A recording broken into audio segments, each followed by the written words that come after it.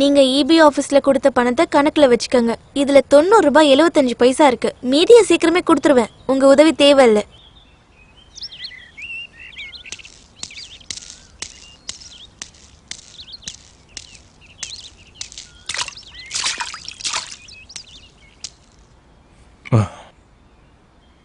காசு இன்ஸ்டால்மெண்டா வாங்குறது நான் இல்ல, இபி ஆபீஸ். எனக்கு என் பணம் மொத்தமா திரும்பி வரணும். இத புடி. பாத்துக்கிட்டு நிக்காம காசை புடி. உன்கிட்டதான் சொல்லிட்டு இருக்க, காசை புடி.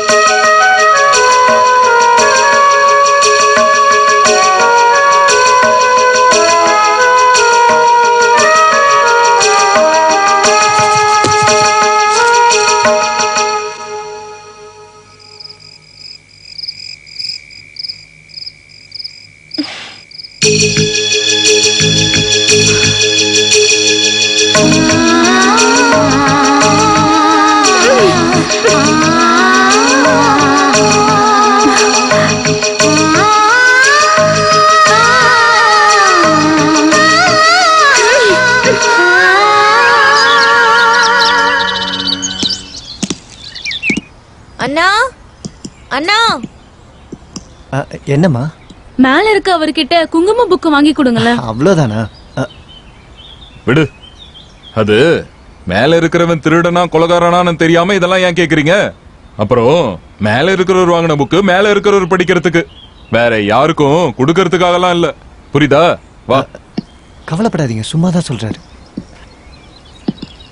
வருத்தப்படுவாங்க சார், பாவம் பிள்ளைங்க. பாவமா? அந்த ராதான்ற பொண்ணு இருக்கால, தலகுணம் பிடிச்ச பொண்ணு. சொன்னதை கேட்டீங்கல்ல, மேல இருக்கிறவரும் எல்லாரும் கூப்பிடுற மாதிரி சாரு அண்ணான்னு கூப்பிட்டா என்ன? பொம்பளை பிள்ளைகளுக்கு அடக்கம் பொறுமை எல்லாம் வேணும். ஏதோ அவங்கதான் பெரிய ஆளுன்னு நினைப்பு. சார் நீங்க என்ன சார் சின்ன பசங்க மாதிரி? நான் எப்படி அவங்க முகத்துல முழிக்கிறது? ஓ இல்ல, அவங்க பக்கமும் தப்பு இருக்கு.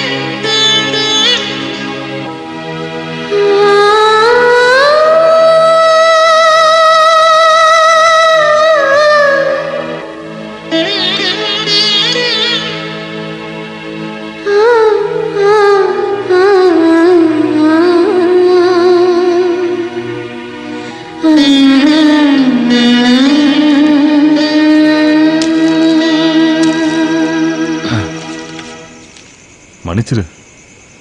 வெளியூர்ல காலேஜ்ல படிச்சுக்கிட்டு இருக்க பூசாரியோட பொண்ணுங்கிறத தவிர்த்து உன்னை பத்தி வேற எதுவும் எனக்கு தெரியாது. இந்த புக்க கேட்கும்போது நீ எழுதின கவிதை இருக்கும்னு நான் நினைக்கவே இல்லை. கவிதைய படிச்சேன். நட்சத்திரங்களுக்கு செய்யும் புஷ்பாஞ்சலி, யாருக்கும் தெரியாத ஒரு ரகசியம். பிடிச்சிருக்கு, ரொம்ப பிடிச்சிருக்கு.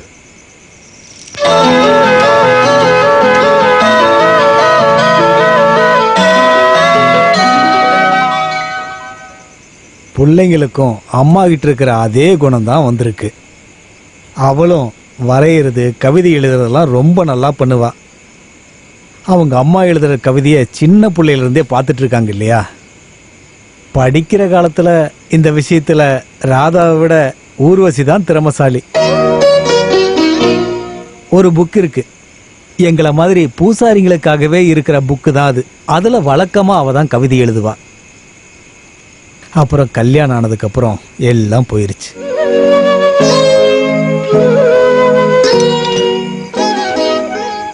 இந்தா நீயும் எடுத்துக்கோ. வேணான்னு நினைச்சேன். வெத்தலை போடுறதுல சரி, போட்டுட்டு எங்கேயாவது துப்பி வச்சா காலையில சும்மா விட மாட்டேன். நீங்க எல்லாரும் போய் வெளியில துப்பிக்கோங்க. ஐயோ,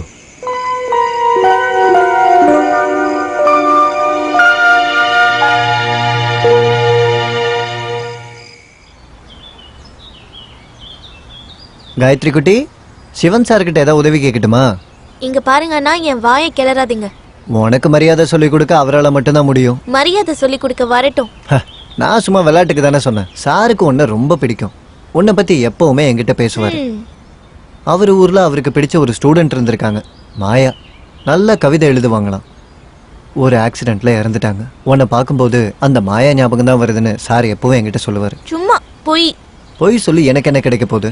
உன்னை அவருக்கு உண்மையிலே ரொம்ப பிடிக்கும்.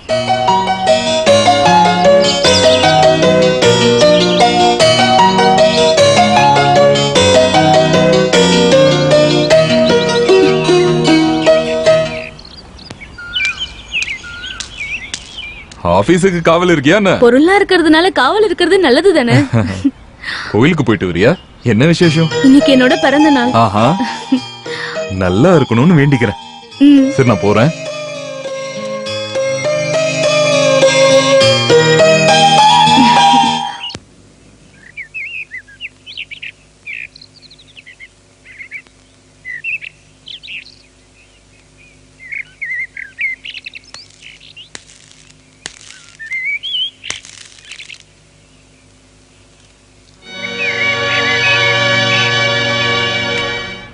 உன் மாமா என்கிட்ட சொன்னாரு நல்லா கவிதை எழுதுவேன்னு.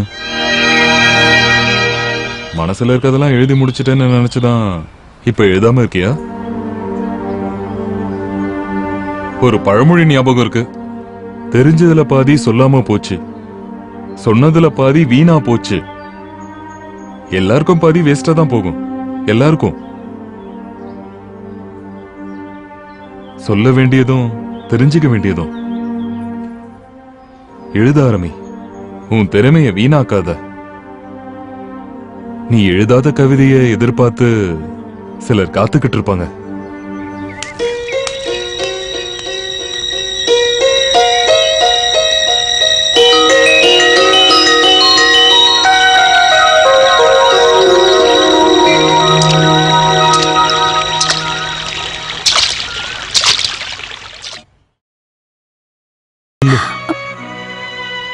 மனசுல இருக்கிற வார்த்தைகளை திறந்தா மௌனத்துக்கு எவ்வளவு வார்த்தை கிடைக்குது.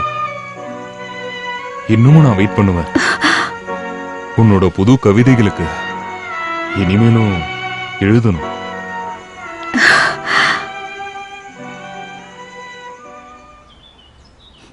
நல்லா இருக்கு. எனக்கு வேண்டாம், இதெல்லாம் போட்டுட்டு நான் வர முடியாது எங்க போனாலும். அது சரி, இந்த வேஷத்துல எங்க அம்மா உன்னை பார்த்தா எல்லாம் கெட்டு போயிடும். ஏதோ அம்மாவையும் தங்கச்சியும் கண்டுபிடிச்ச மாதிரியே பேசுறீங்க. கண்டுபிடிச்சிருவேன். கண்டுபிடிச்சிட்டா நினைச்சுக்கோ. என்ன கல்யாணம் பண்ணிக்க அம்மா ஒத்துக்கலன்னா? அதெல்லாம் நான் ஒத்துக்க வைக்கிறேன். எங்க அம்மா பாவம், விளையாட்டு கூட அவங்கள கஷ்டப்படுத்தாத. இல்ல, என் ஜானியோட அம்மா இல்ல, நான் கண்டிப்பா கஷ்டப்படுத்த மாட்டேன்.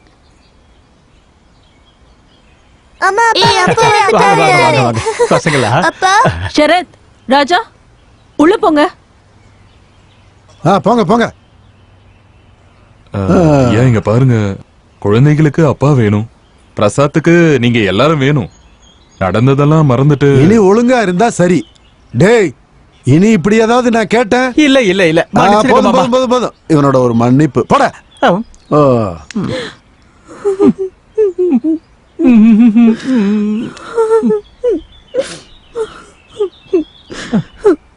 அழாதமா கண்ணு, தயவு செஞ்சு அழாதமா. இங்க பாரு, உன் மேல சத்தியமா, என் மேல சத்தியமா, இனிமே நான் தப்பே பண்ண மாட்டேன்.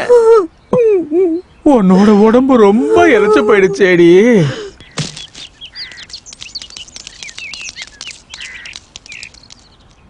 என் நெல் எடுத்து எவன்டா வெளியே போட்டது? ஆ நான் தான். சீக்கிரம் எடுத்துட்டு போலனா ஊர்ல இருக்கிறவங்களுக்கு கொடுத்துருவேன். எங்க குடு பார்க்கலாம். இங்க பாருங்க, கவர்மெண்ட் வாடகைக்கு எடுத்த ஆபீஸ நீங்க தனிப்பட்ட விதத்துல யூஸ் பண்ண முடியாது. எல்லாத்தையும் எடுக்க 1 மாசம் டைம் கொடுத்தேன். நீங்க எதுவும் பண்ணல. டேய் வேண்டாம் சுமாரு. இங்க பாரு ஆபீசர், எங்களை பகைச்சுக்கிட்டு இந்த ஊர்ல நிம்மதியா இருக்கலாம்னு நினைக்காத. இன்னைக்கு நைட்டு நீ தாண்ட மாட்ட, பார்க்கலாம். வாடா ஓ போலாம். நீங்க ஏன் சார் அவங்க பேசுறத கேட்டுட்டு சும்மா நிக்கிறீங்க? அவன் பல்ல உடப்பீங்கன்னு எதிர்பார்த்தேன். இங்க பாருங்கண்ணா, நான் இவனுங்கள மாதிரி ஆளுங்க பல பேர் பல்ல உடைச்சுதான் இந்த ஊருக்கு வந்திருக்கேன். அடிதடி எல்லாம் போதும், வெறுத்துட்டேன். அதனாலதான் இந்த ஊருக்கு வந்திருக்கேன். இங்கேயும் நிம்மதியா கௌரவமா வாழ விட மாட்டாங்க போல இருக்கு. ஹுய், என்ன அடிக்க போறியா? என்ன நீங்க அவங்க கூட எதுக்கு சண்டைக்கு போனீங்க? அவங்கள ஒரு மாதிரியான ஆளுங்க. என்னது? என்னன்னு கூப்பிட்ட? வாங்க பொங்கன்னு கூப்பிட்டேன். என்ன இருந்தாலும் பெரியவங்க இல்லையா, அதான் அப்படி கூப்பிட்டேன். என்ன பார்த்தாலே கடிச்சு துப்புற மாதிரில பேசுவ. இப்ப என்ன ஆச்சு? மனசுல வேற ஏதாச்சும் வச்சிருக்கியா? எப்பவுமே சண்டை போட்டுட்டே இருந்தா அது நல்லா இருக்காதுல்ல.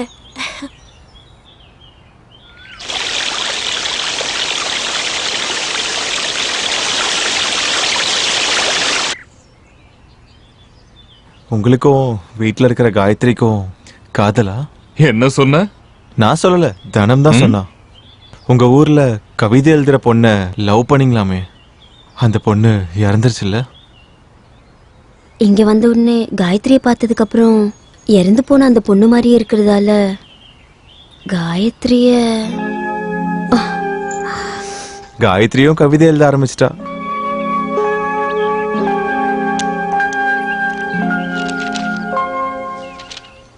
இத எழுதுனவங்களே படிக்கிறது தான் நல்லா இருக்கும். படி, தைரியமா படி.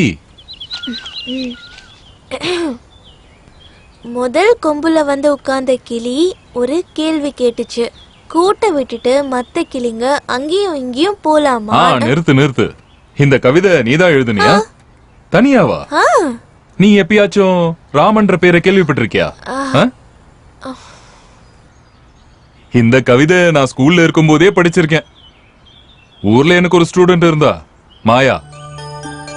இங்க வந்து உன் சேட்டை குறும்பெல்லாம் பார்த்தப்போ அந்த மாயா தான் எனக்கு ஞாபகம் தான். அப்படிதான் நான் மாயா மேல அன்பு வச்ச மாதிரி உன் மேலேயே அன்பு வச்சிருக்கேன். மாயா எனக்கு தங்கச்சி மாதிரி. உன்னையும் நான் ஒரு தங்கச்சியா பார்க்க கூடாதா?